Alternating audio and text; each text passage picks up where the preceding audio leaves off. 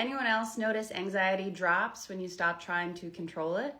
Hi, my name is Sadie Schertzer, and I help motivated individuals access their authentic voice in order to communicate with clarity and confidence in their personal and professional lives. This person points out that the worst part about anxiety isn't the sensations, it's the constant monitoring, fixing, resisting, and narrating what happens. And they go on to say, on the rare days I stop managing it and just let the energy move without labeling it as bad, it loses most of its power. I have struggled with severe anxiety, and I've noticed that on days when I'm just too tired to give that anxiety a voice, it lessens. I'm not suggesting exhaustion to deal with anxiety. I'm just highlighting that when I was extremely tired, I gathered data about the power my anxiety had.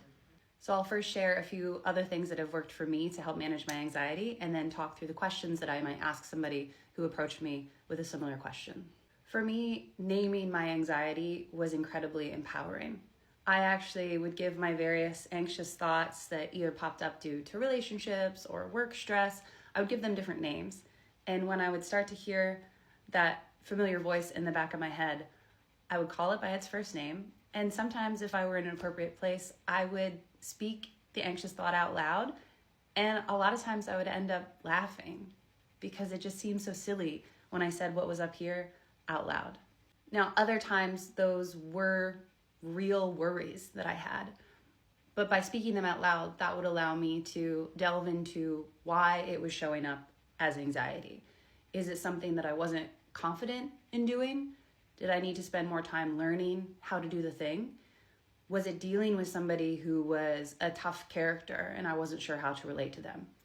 Whatever path speaking that thought out loud took me down, I would be able to explore it more by being curious with myself. So the first question I would ask somebody like this is, what is the main subject or source of your anxiety?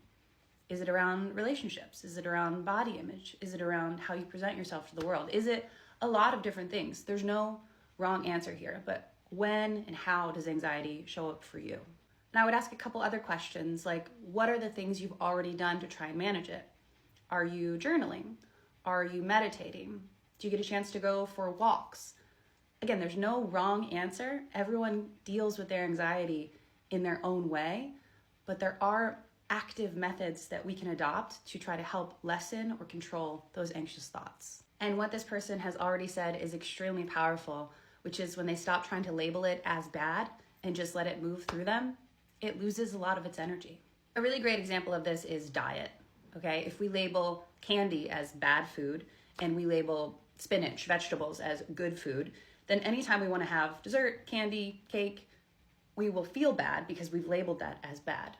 But when we get to a point where we can switch our thinking on that, and we don't label it as bad, but we label it as a treat. We label it as a sometimes food. We label it as something to increase our blood sugar, something that our bodies need to stay healthy. Then we can have a different relationship with those kind of foods. And we can also use data to analyze how we feel after we eat a pound of vegetables versus a pound of candy.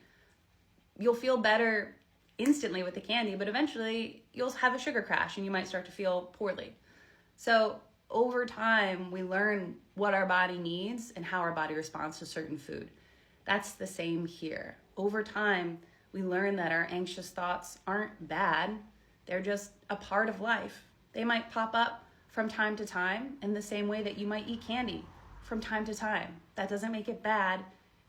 It just makes it part of the human experience. It's impossible to have a one-stop shop solution for anxiety for everyone because everyone has a different past and they relate to it differently and it shows up in them differently. But if you are struggling with anxious thoughts, I would love to talk with you. You can reach out to me here at the clarityexchange@gmail.com. As someone who has done an incredible amount of work on myself and is still working on myself every day, it is possible to manage and diminish your anxious thoughts and to live a happy, secure, and fulfilled life.